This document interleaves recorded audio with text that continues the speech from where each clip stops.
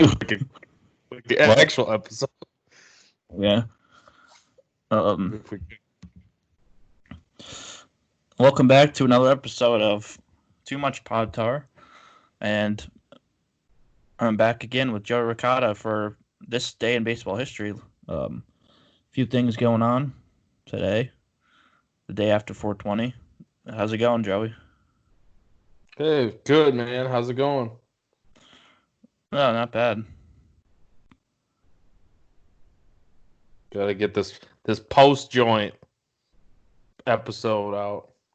Yeah.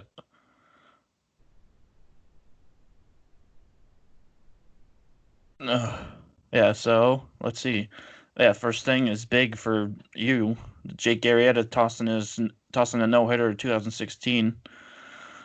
And it was in the Cubs 16-0 win over the Reds.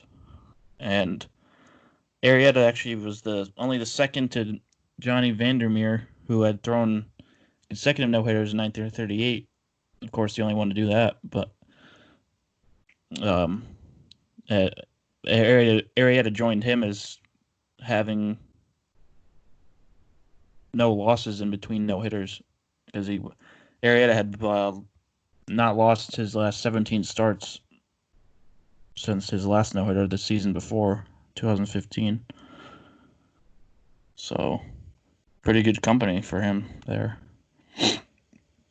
Oh, absolutely, yeah. He was so dominant for, 2015, and then 16 not as dominant, but at the beginning of the season, or that first half of 2016, he was really good. And like you said, he went on that long stretch where he was just unbeatable and basically stole the Cy Young in 2015 because of how dominant he was down the stretch. And I mean, I remember both of those no-hitters very vividly. The one in LA, the first one in 2015, was a primetime game on ESPN, Sunday night game, against the Dodgers in LA. And I was watching it with my dad, and I was like, wow, let's go. Like, just so tuned in. It was such a great game. This one, the Cubs blew them out, the Reds, in Great American Ballpark. So, he did both of them on the road. And still, I mean, Arrieta was just a freak for a period of time with the Cubs. I mean, they got him at the right time in that trade with the Orioles, and they got rid of him at the right time because now he's had like the arm issues and stuff. But yeah, with this one, as you mentioned, the only pitcher to join was Johnny Vandermeer, right? Yeah.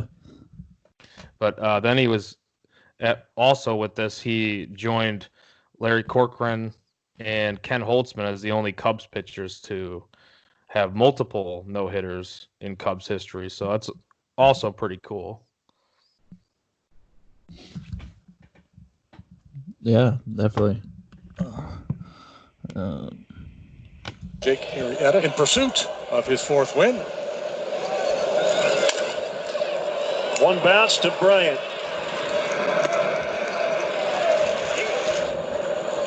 It's bounced to Rizzo. He'll take it to the bag. And he hits a one-hopper to Russell. Arrieta goes 1-2-3 in the first. It's 2-0 Cubs.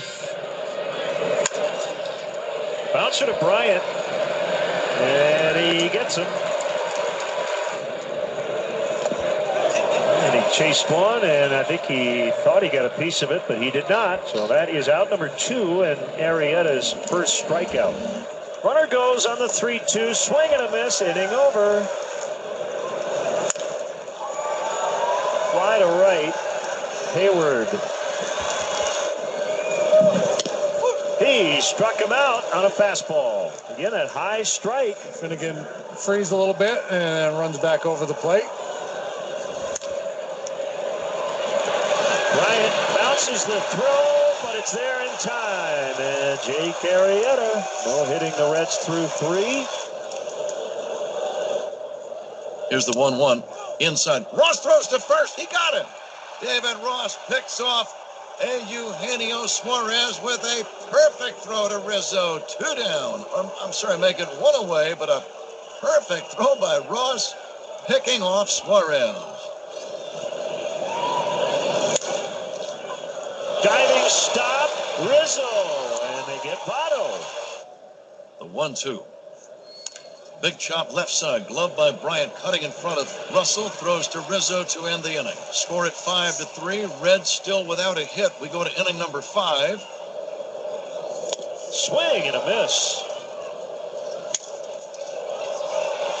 Zarocco breaks his bat as he flies out. Duvall pops it up on the infield, and this is Ben Zobrist. No hits through 5. It's 5-zip Cubs. Chopper to Rizzo. Throw goes to second. Relay to first, and well, Pacheco was safe and was closer than I thought it might be. The ground ball, Russell, the flip, Zobrist the turn. There we go. Double play. No hitting the Reds through 6. Here comes Bryant. Sets, throws, gets him. Broken bat, ground ball. Rizzo scoops. Arrieta at the bag. And the 0-2 to Phillips. Check swing. Did he go? That's strike 3. Yes, he did. Here we go. 8th inning. Little blooper. Got it, man. And Fowler makes the catch. Boy, the sound off the bat kind of had that dying quail sound, right? 1 out. 2-2. Fowler in center. In and back. 2 down on pitch number 100. Swing and a miss. 3 outs away. And he might have some Reds fans in the ballpark on his side at this point. 1-1. Popped him up. Addison Russell. That's 1. The 0-1. Fowler coming on. 2 down. Cozart lines out. 2 down in the 9th.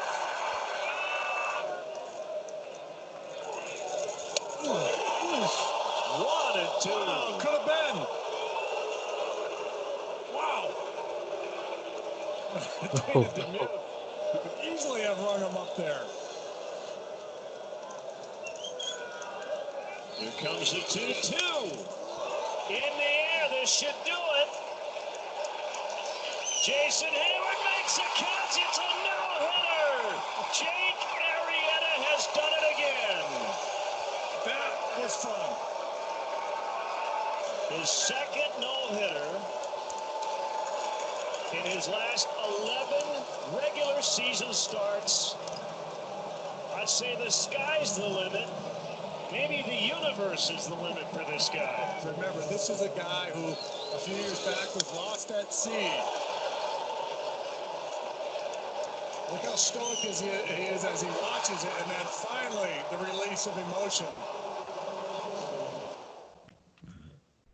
Yeah, it was every single out that he got in that game. I didn't realize it showed the whole thing there in that video, but why not? Yeah, that was really cool to listen to all that.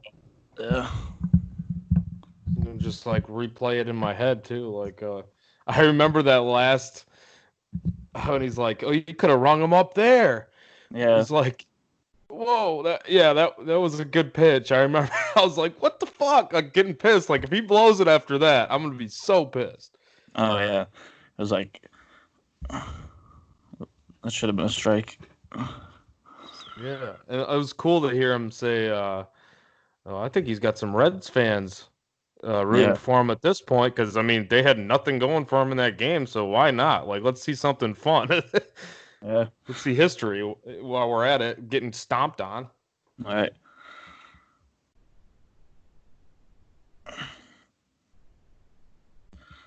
And then you go back to 2014.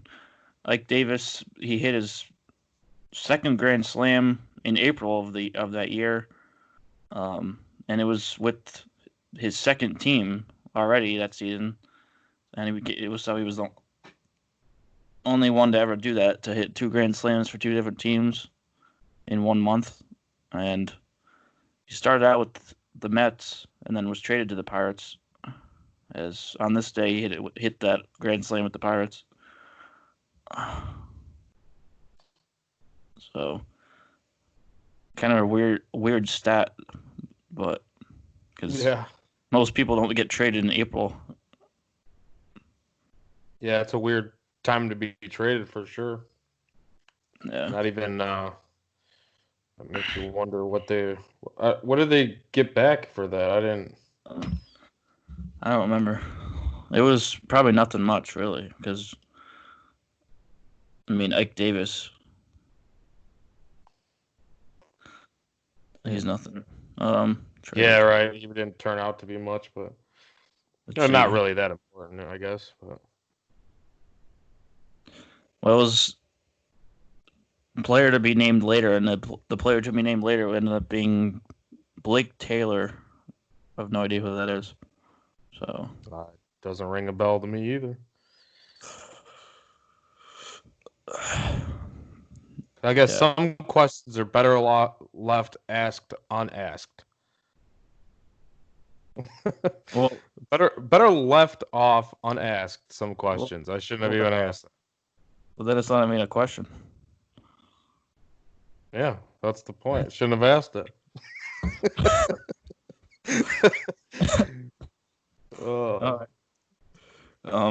Then we got a perfect game in 2012, Phillip Humber, and that's another one where, like, I don't even remember who that is, honestly.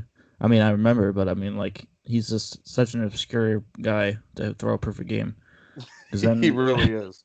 Because in the game after, he ended up surrendering 9 earned runs on 8 hits in 5 innings, and had a 6.44 ERA that year.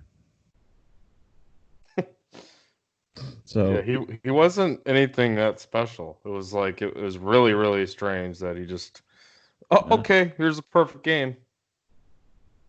It's like almost like Mike Leakes. Or not Mike Leake. Oh wait. You know who I'm thinking of, probably. Astros whistleblower. Mike Fiers. Yeah, didn't he throw 2, or was just 1? They were no hitters, right? Or were they perfect games? I think they were no hitters. Mike Fiers.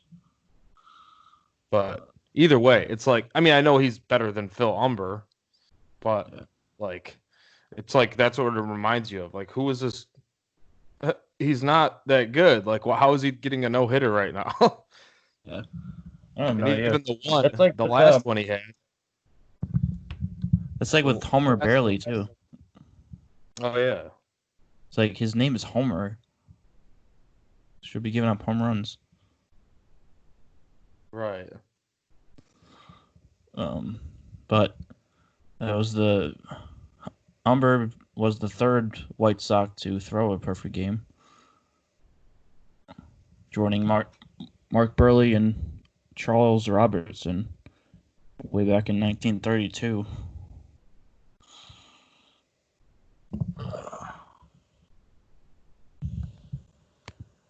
Yeah, that was. What the fuck? Sorry, go ahead. I was gonna play the video, but the video on here is just the newscast, like a news station talking about it. Oh shit! You know what? I thought it was the video of him finishing it, but whatever. I have that video if you want to play it on here. Oh. But did you know Humber was a first-round pick? Really? Yeah, by the New York Mets in 2004. 3rd overall. Oh my God. What? And he was drafted by the Yankees before that out of high school, but he didn't. He must not have signed, and it went to Rice. That is some strange stuff. That is insane. First round draft pick, Phil Humber. Here's the video, or here's the clip if you want me to play it. A day off for him today, but now he's got a chance for something special. He's swung. Brzezinski has got to throw it down. It's a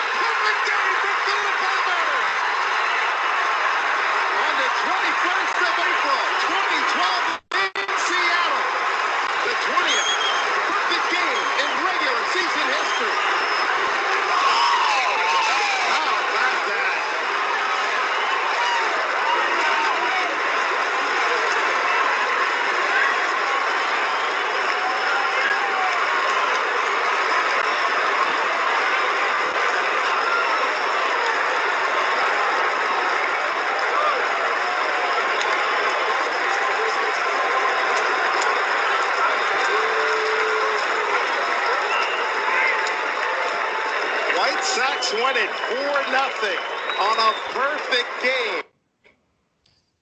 Yeah, it's pretty cool.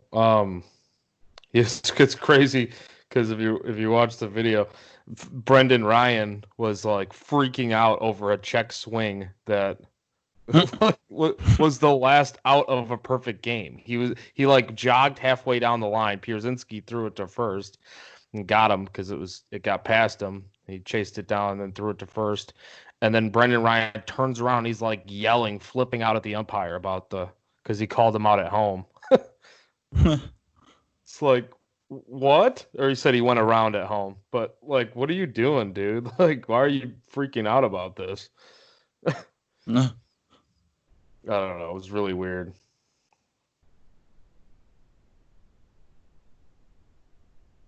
Oh, yeah, Humber has the lowest ERA plus by a perfect game pitcher too at 81. It's awful. Yeah. Lowest ERA plus of a perfect game. That's special category. Yeah. I mean, most of the pitchers that have thrown perfect games are like actually were good. Other than that, like they made All-Star games or won Cy Youngs or in the Hall of Fame, but Right? I think no hitter is the more like fluky one that people can sometimes get. Like you see, like Edwin Jackson's, where he walked like a million guys in that game, through like 190 pitches. I mean, it wasn't that much, but 150 maybe, something like that. And like the perfect game though, that's pretty hard to do. I mean, you can't. I don't know how you fluke. You can fluke some of the hits, but not walking anybody for 9 innings too, or like leaving a base runner at all. It's pretty good day pitching. yeah.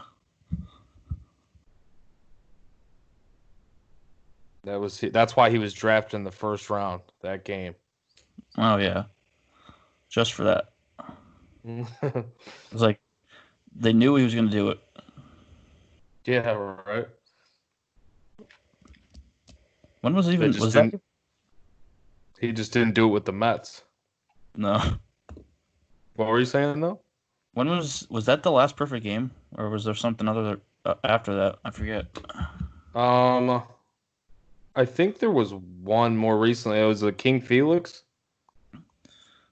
Oh yeah, wasn't that might have been the same year, but later in the year? Yeah, which is weird. We haven't had one since 2012.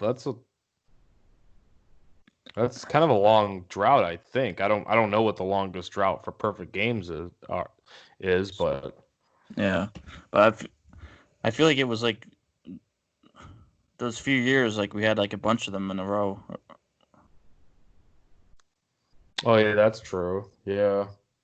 Oh yeah, we had There was actually there was 3 in 2012. There was also the Matt Cain one. Oh, Matt Cain's, yeah. Yeah, I remember watching. Was that the play where was that the game where somebody they usually always somebody makes a really nice play. I forget. In the outfield, was it Blanco? Blanco made a hell of a play. Yeah, that sounds right. I think so.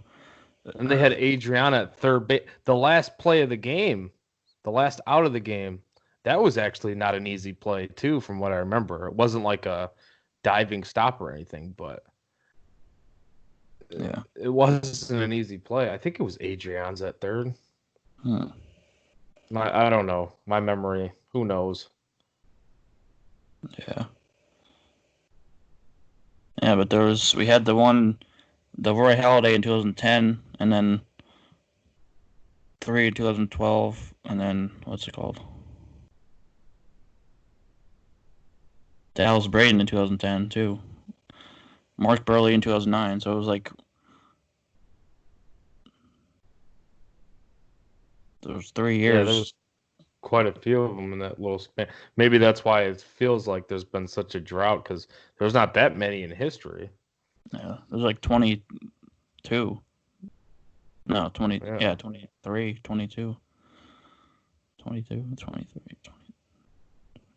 Yeah. Well, I think Humber's was it the 21st? Yeah. So that, yeah, it was 23 because then they had it was Felix and Yeah, Kane 2. after. Yeah. Mm-hmm. There should be 24. There's Galarraga. Oh yeah. Fucking Joe West. What is it? Was it Joe West? I think so. No, Wasn't it? I don't think so. Oh, never mind. Jim Joyce. Joyce, yeah. Thought it was Joe West because he's shitty too. But Yeah. I saw a funny video of him earlier Uh, where he like fell down. I think the one is it the one where he's like, who was it? Somebody was scoring and he like fell, and he fell like on top of him. I think it was wasn't yeah. it Jay Davis. I don't know. I forgot who it was, but I was yeah. I heard, he was like laying on top of him like he couldn't get up after. But like, why did you go down? He didn't even look like he had to go down. I don't know. It was so funny though, because like, okay, he had to get helped up. Did you see that one thing, the GIF from Pitching Ninja, where it was a picture of a GIF of what's his name, the other bad umpire. What the fuck's his name? I don't know, but it was like he put it out as the caption. He was like, I miss, and it was like, not yet. Like, I miss dot dot dot, not yet, not going that far yet. That I miss Yeah, umpire. I think that's where I saw yeah Angel Hernandez. I Oh yeah, missed that, and then it was a thing of Angel Hernandez, right? yeah. Not yet. Yeah, definitely not yet. I think that's where I saw it because it was on that thread, and then I saw the Joe West thing. Yeah, Yeah. yeah, that's funny. Never miss Angel Hernandez or Joe West, No. but especially Angel Hernandez. Yeah. Oh my god. But not two. Yeah, was there one? Yeah, 2002. There was um, Rafael Furcal tied a major league record with 3 triples in one game, which was last done in 1995 by Lance Johnson of the White Sox. And the last Brave player to do it was Danny O'Connell in 1956. So 50 some years. No, not quite. 40. Is that 40? Yeah, 44 years since. Wait, no, 46. Yeah, 46 years. Jesus. This is not a math pod. But I don't think. Kind of hard to hit 3 triples in a game. So, I mean. Oh yeah, very. Yeah. Furcal had some decent wheels back then, though. Yeah. When he not first came up, but when he was younger, he was a good ball player. Yeah.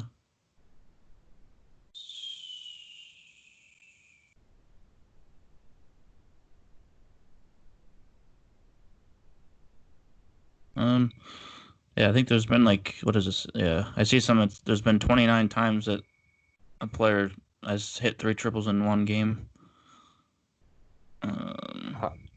I bet you one of those dudes is Crawford, The guy we were talking about the other Sam day. Crawford. Sam Crawford, yeah. Yeah, The one that had like the most triples in his career. yeah, it's got to be one of them. One of them's got to Yeah. be him, right? Yeah. I think so. You Yeah. hear doubles machine a lot. You never really hear triples machine, No. but I guess that's what we can start calling some of these guys. Yeah. We can just coin the term triples machine. What the fuck? I did not mean to do that.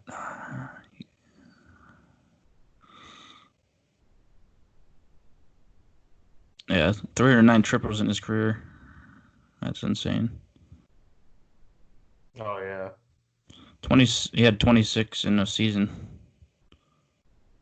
Who, Crawford? Yeah. Oh, come on. I'm trying to scroll and it keeps like, I don't know.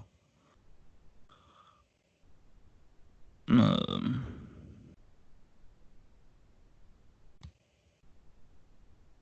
damn. There was a double A player in 1885 that hit four triples in a game. 4 triples. Damn. Yeah. Damn, there's one guy named Baby Doll Jacobson that did 3. Baby doll. Yeah. From The St. hell? Louis, 1922. That's intimidating. On the other side, if you're the Oh, opponent. yeah. Shoeless Joe did it. Joe DiMaggio, Of course. Earl Combs, Oh, Charlie yeah. Gehring, Nap Lajoie. How do you say it? I don't even know how to say his name. Nap Lajoie. I think that's, yeah. However you say it. Denard Span, of course.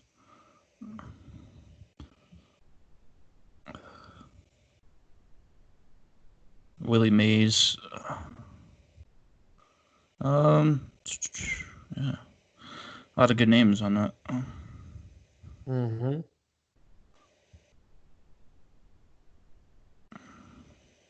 Surprisingly, not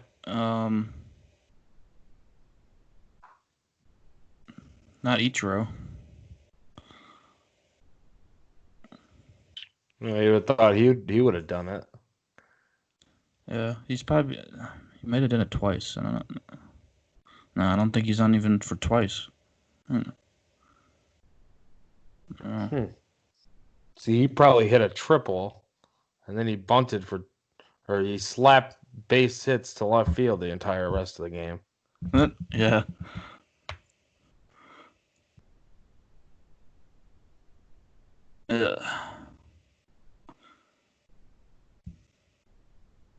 And all the way back to 1994, Eddie Murray hit he hit home runs from both sides of the plate, and that was his 11th time doing that and breaking previous record owned by Mickey Mantle, who got to 11 in 1964, or got to 10 in 1964. But that record's been previously passed, as Carlos Beltran ended up hitting 12. I mean, doing it 12 times. And then it's a tie for first. Mark Teixeira 14 times, along with Nick Swisher. So it's pretty crazy for both of those guys do it that many times. Also, Chili Davis did it 11 times. And there's been three players to do it in the postseason. Bernie Williams did it twice. Once in the ALDS in 1995, and once in the ALDS in 1996.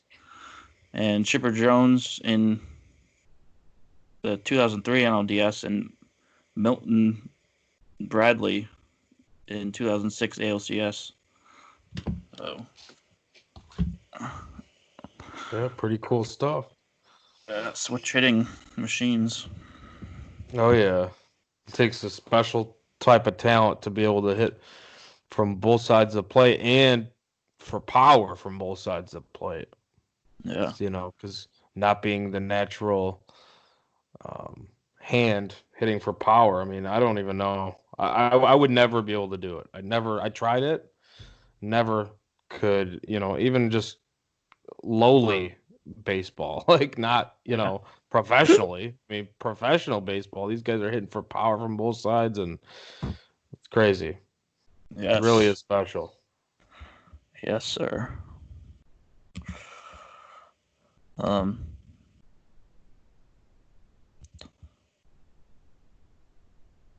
Who's a switch hitter now? Like, what is it? I don't even remember who's switch hitting right now. Like, hasn't been like a great one lately. Right now, So trying to think. Do. I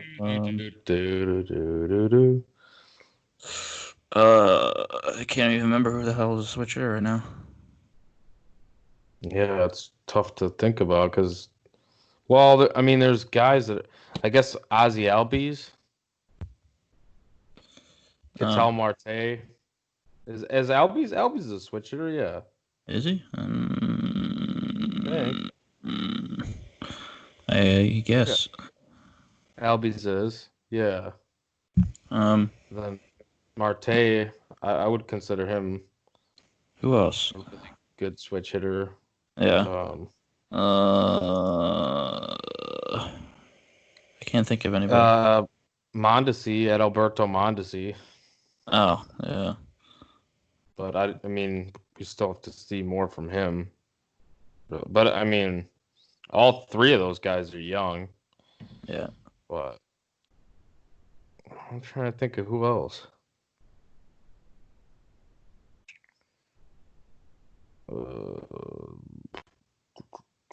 Grandal. Yasmani Grandal. Yeah. Good switch hitter.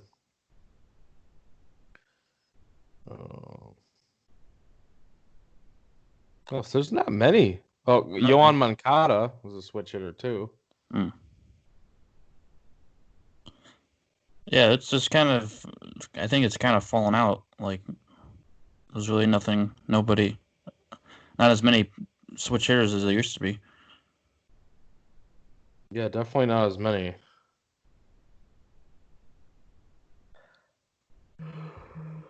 Oh, excuse me.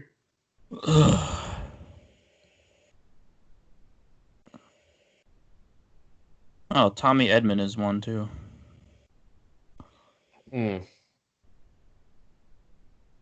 I would say there's got to be some more guys. I just can't think right now. I know. I mean, we know there's more, but yeah, I just can't think. Let's see.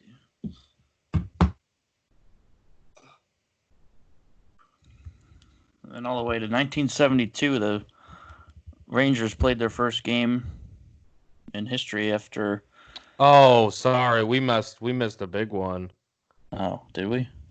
Yeah, we did. Lindor.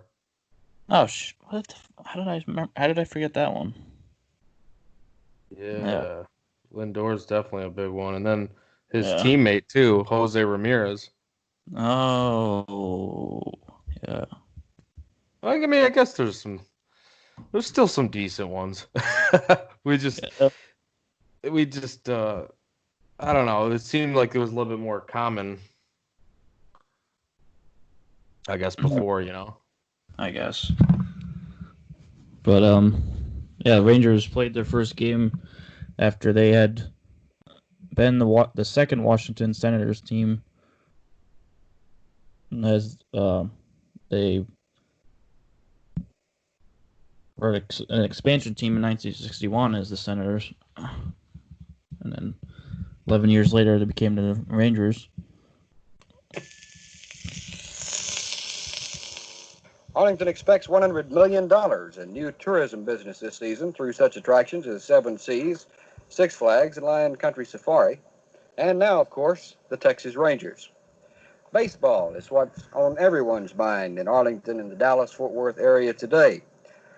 Final preparations of the Rangers Diamond and Arlington Stadium are being made here this afternoon, and in just about a little over an hour, the first Major League Baseball action in the North Texas region and the first ever American League action in the state of Texas will begin with the play ball throwout by Mayor Tom Vandergrift. There'll be a little more than 20,000 people here tonight. It's still a little hard to believe, but Big League Baseball has finally arrived here. Photographer Reggie Ward and I will have a special report on tonight's game at 10 o'clock. Jim Green, Channel 8 News on the move at Arlington Stadium.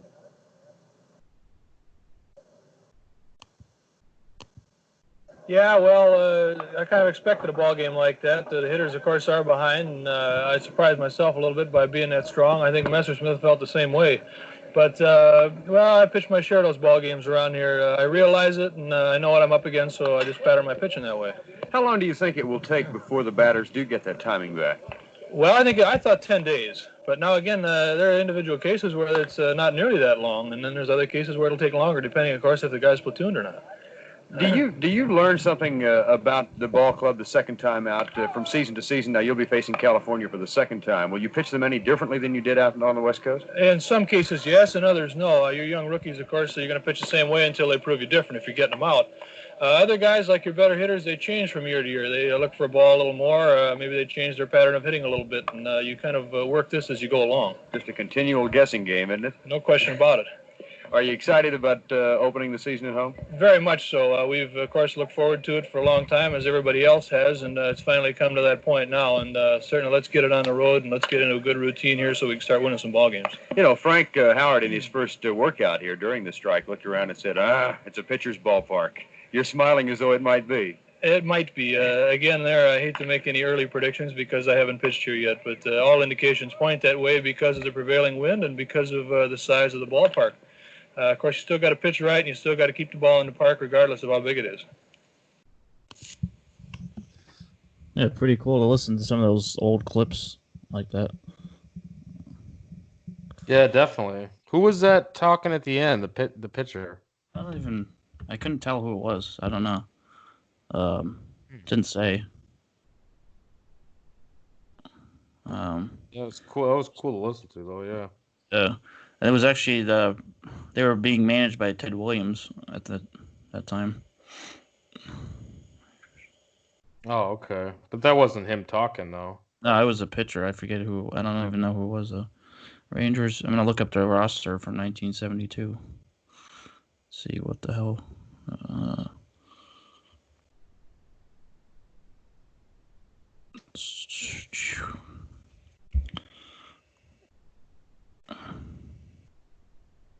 Pitchers.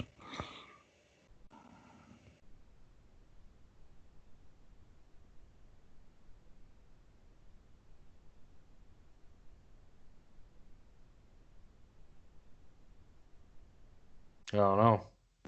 How would you know? How would you be able to match the voice to him, though? I don't know. I'm trying to see if I can see a picture of him that looks like that. Oh, gotcha. I don't know. It's kind of hard to tell though, because it's like, I don't know. It's not the same.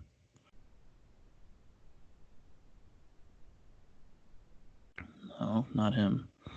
It's either, well, if it's any of the starters, it's either Pete Broberg, Dick Bosman, Rich Hand, Bill Goggle Lusky, or Don Stanhouse. I don't know who any of these are. Yeah, I can't even tell. I don't know. He had like a handlebar mustache though. I don't know. Oh well. Yeah. Oh well. Whatever. It's not that important. Still cool to hear some of that stuff, though. Man, the Rangers, they switch stadiums and fields more than, I don't know. They switch a lot, it seems like. Yeah. That first, it started out as Arlington Stadium. Yeah. Pretty simple. Why don't you just keep it like that? Now it's like the stadium or the park at Arlington or something like that or whatever. Or the Globe Life Field, Globe Life Park, Ballpark in Arlington, Globe Life Arlington. Like, what do you? I don't know. Globe Life Arlington at the park. Cool.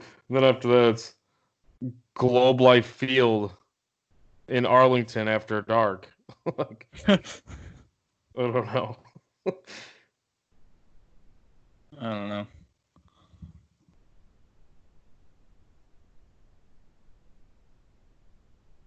But what else we got? I saw another one I missed. I didn't write down from 1966. The Phillies traded Fergie Jenkins to the Cubs. Thank you.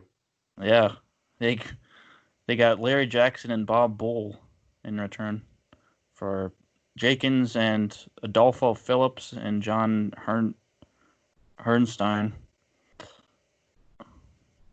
Yeah, we'll take a Hall of Fame pitcher. Oh yeah, Cy Young Award winner. no We'll doubt. take that trade 10 times out of 10. Fergie Jenkins, one of the all-time greatest. Yeah. Oh, Larry Jackson. I don't know who the fuck that is. Larry Jackson. Yeah. That was a basketball dude. The first thing that comes up when I search Larry Jackson on Google is Larry Jackson Apple. So it tells you that. Well, Larry Jackson, he pitched with the Cardinals a little bit too. Hmm. The one that he was actually a pretty good pitcher. Yeah.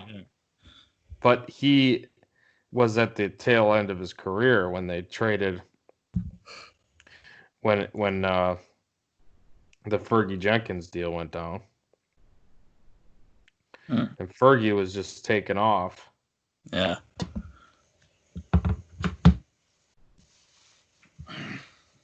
So that was definitely a good move. Yeah.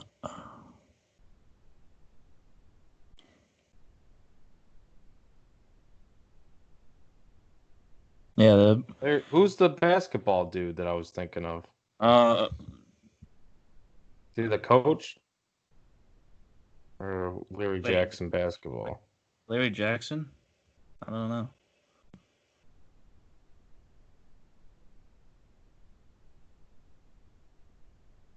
Oh, somebody I was thinking of. Oh, well. Was it something else Jackson, maybe? I don't know. Possibly. But because the only thing I found was a guy that was played at Texas A&M. Like, I don't know. Who's the Jackson basketball coach that I'm thinking of? Jackson? Well, not Phil Jackson. Definitely not Phil Jackson. That's I not was what I just was saying. saying. What is Jackson basketball coach? I don't know. Basketball. There's another. I don't know. I can't think of any.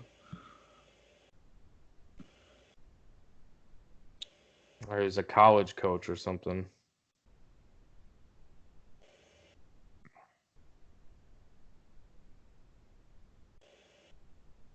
I don't know. Anyways, we're talking baseball, so I'm getting sidetracked. Yeah. And I'm talking nonsense anyways. I'm seeing here that the two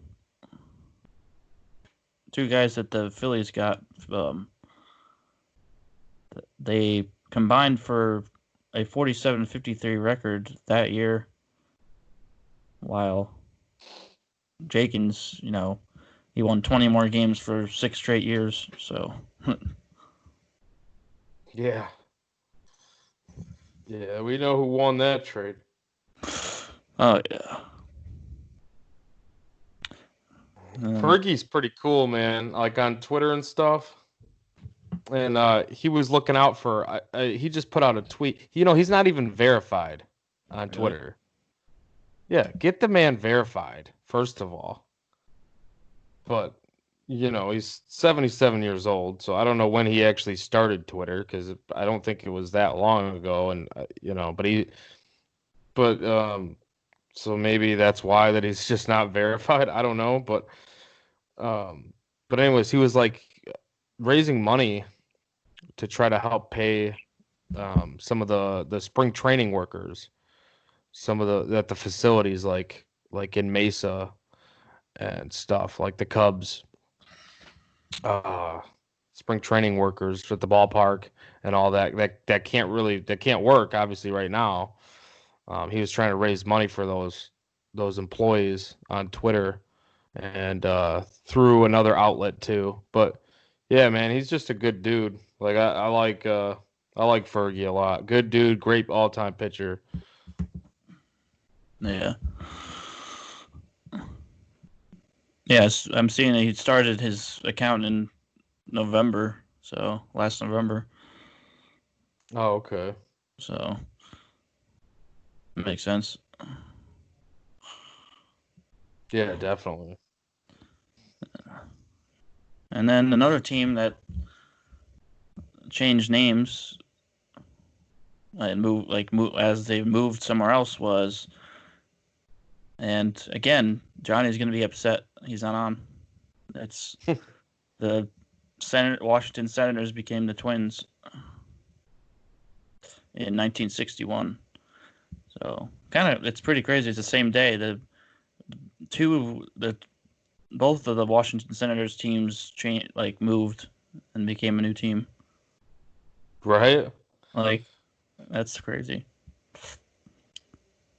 Baseball's got a funny way of having things reoccur on the same day. I don't know. It's because 1961, that was when the expansion Senators. Expansion Senators happened, and then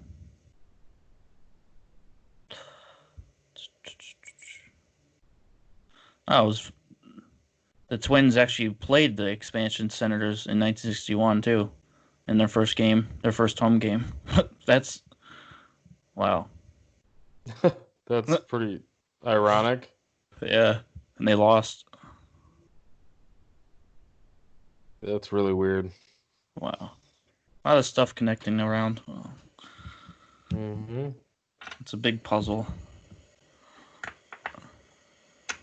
The big puzzle of life. Yeah. You got all these missing pieces, though. Yeah, we still got a lot of missing pieces. Never quite figure it out. No. I see you're moving. I can hear you're moving some of those pieces around right now. What? Or was that a quarter on the table? Oh, it was it was a penny. I thought it was a puzzle piece.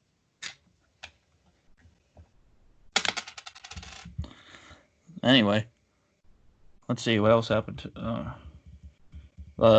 talked about something in 1925. Yeah, the National League didn't play any games as the Dodgers owner Charles Ebbets died three days prior, and yeah, that was pretty. Yeah, pretty sad. Not pretty, but pretty sad. Yeah. Yeah. It's cool that they honored him that way, though, by not playing. It's crazy. Edward McKeever, he became president of the club after Ebbets died, and he died 8 days later after getting pneumonia. So. Oh wow. So pretty rough week and a half for the Dodgers. Yeah, definitely. That's losing two people like that, pretty much back to back. I mean, that sucks. Yeah.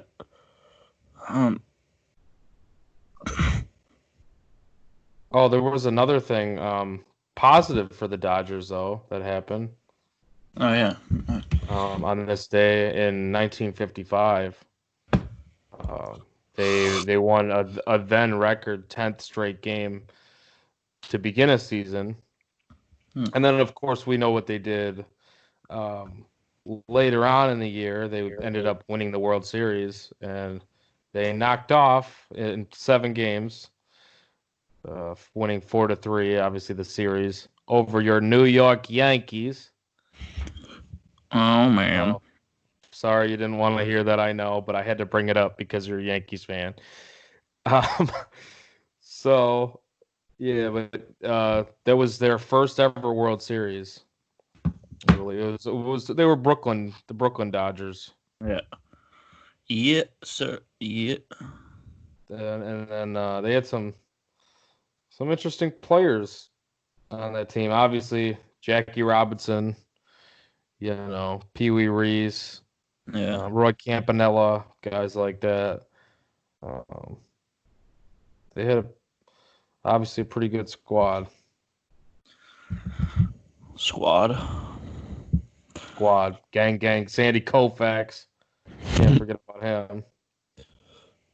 him. Yeah. They've had... He didn't really pitch much that year, though. Doesn't look like. Shit. Oh, it was his rookie year. Oh, God. That would explain it. Koufax. Mm-hmm. Koufax. It's actually that's when two people they both work together to fax something, like to the office. It's Koufax. Oh shit. Or it's Does like anybody... two different things that like go together and they're both true. That's Koufax. Oh yeah. We gotta put that in the dictionary now. Facts. Call Koufax. Call up Merriam-Webster. There we go. I'm gonna start putting that in articles. Koufax. As soon as Merriam-Webster approves. Yeah. All right. The White Sox became a team in 1900, but at the time they were actually a minor league team. They played their first game. They were at Southside Park, located at 39th and Princeton, and they ended up joining the American League in 1901. So your Cubs rival there in Chicago. Yeah. Oh, kind of. They think the Sox think that they're our rivals. It's kind of like the Yankees and Mets. Yeah, exactly. Like the the Yankees are like, I don't really care, but the Mets are like, yeah, that's our rivals, right? Yeah. They like hate on Yankees for no reason. Like they don't even want to do trades with them just because they're like, oh, blah, blah. Like we're not even in the same freaking. We're in the opposite like league. So why the hell does it matter? The only thing that would matter is if we met in the postseason, which is not going to happen when the Mets are trash every year. Right. Like, it would make it really interesting if they like realigned some of these, the divisions and the leagues. I think it would be really cool, like if the Yankees and Mets were in the same division, or the Cubs and Sox were in the same division. But like until then, I don't care as much about you as I care about the Cardinals, or like. Yeah. Sorry, I just don't. Their life mission is to be better than the Cubs, and ours is just let's beat our division rival. Yeah. It makes me sound terrible, but it's Mhm. like when you got to hear from all these different Sox fans all the time, and I'm sure you have to hear from a bunch of Mets fans all the time. It's like I really just do not care. Like I'm glad you guys are doing good. I actually it's better for Chicago when both teams are good. Yeah, exactly. I would love to see like both of them in the World Series. Same with Yankees and Mets, which that happened once, right? Yeah, 2000. That was so cool. Like, and that's when it's like, okay, now it's a rivalry. When it's a real rivalry. When you're in the World Series, it doesn't get any bigger than that. And no, I actually have I have a Mets fan friend that like he was my roommate in college or one of my roommates, and he's always like saying shit like when the Yankees got Garrett Cole, he was like he's always posting shit about like, oh, Garrett who, about like posting stuff about DeGrom, like Garrett who, we have DeGrom, like what does that have to do with anything? Like what does that mean? Yeah. Does it mean anything? You like, who cares? They're both the two best pitchers in the game. Like why does it matter? Yeah. I don't care that you guys have DeGrom either. Like Like, really? Like, I don't know. It makes no sense. Like, Yeah, I don't know. It was like, yeah, so, like, and? Yeah, I mean, what's the two best starting pitchers in the league right now? No questions, DeGrom and Cole. Like, why does it matter? We have DeGrom. Okay, good for you. So what? Well, we have And Cole. yeah, I mean, I don't get it. I would love to see World Series Yankees Mets, Garrett Cole and DeGrom, Game 7. Oh, would you though? I think that'd be. Oh man, that would be. Yeah, it would be freaking awesome. But I would be like nervous as hell. No, I mean, just as a baseball fan, I guess. Not even like as a Yankees fan. I'd be nervous as hell. Probably drunk off my ass.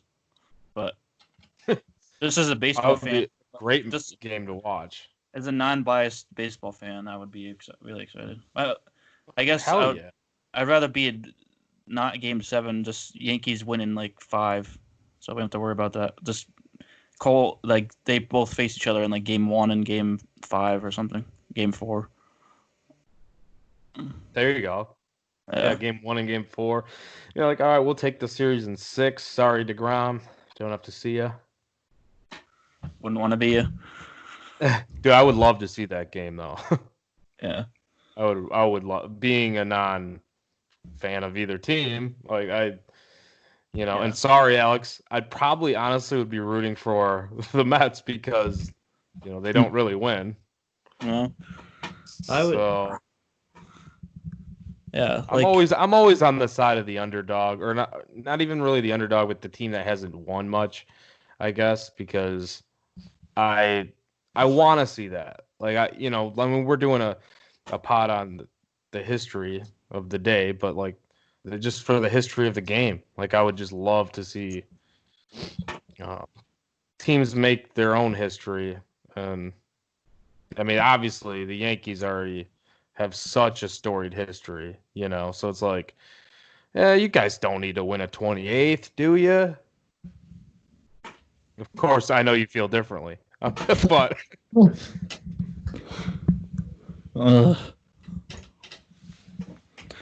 can't we get a season this year? God damn it. Yeah, oh, definitely. I'm hoping we get something.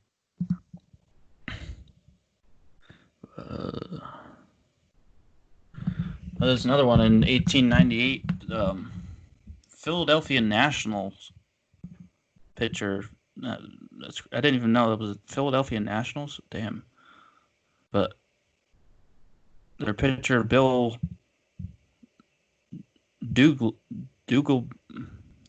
Duggelby, he had a grand slam in his first major league at bat. And that was not done again until 2005 when Jeremy Hermedia of the Marlins hit a grand slam in his first at bat. Bobby Bonds also did it in his third at bat. But very interesting. I don't know. Probably not. Those are probably the only two too. Like I don't think nobody's probably done it since 2005 either. Yeah, you wouldn't think so. Well, I don't think. Probably not. No.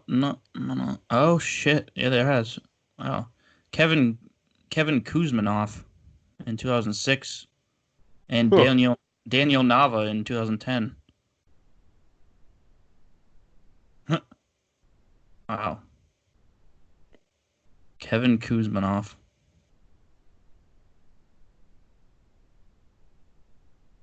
That's crazy.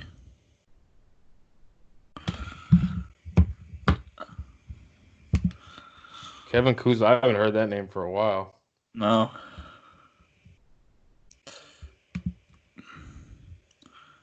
He was with the Rays? No, Indians? Yeah. No. He was with the Rays. I think he was with the Rays. Oh, maybe he was with both, but yeah, I think he was with the Rays when he did that, though. Daniel Nava was with the Red Sox.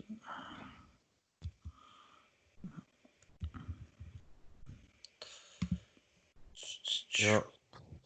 But hey, I gotta get going, man, because I got actually I just got texted and asked to work tonight. So I was actually with the Indians.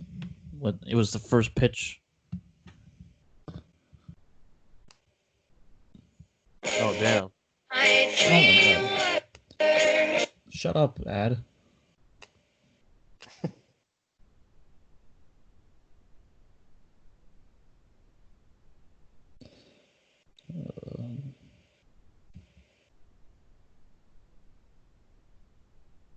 There's very little wrong with what he's accomplished in the minors this year. If you combine the AA numbers with the AAA numbers, he's hitting around 380. Yeah, that's pretty impressive. You deserve to see what you can do in the big leagues with those numbers. Wow, his first big league swing is going to be a grand slam home run.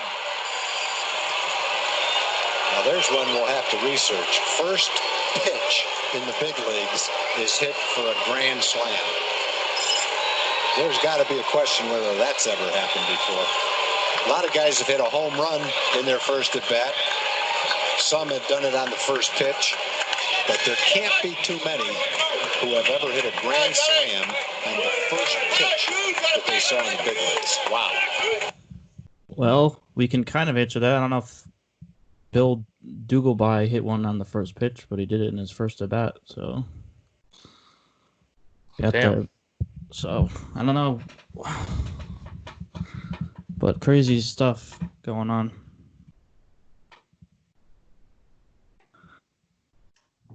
But yeah, definitely. Wrap this up here.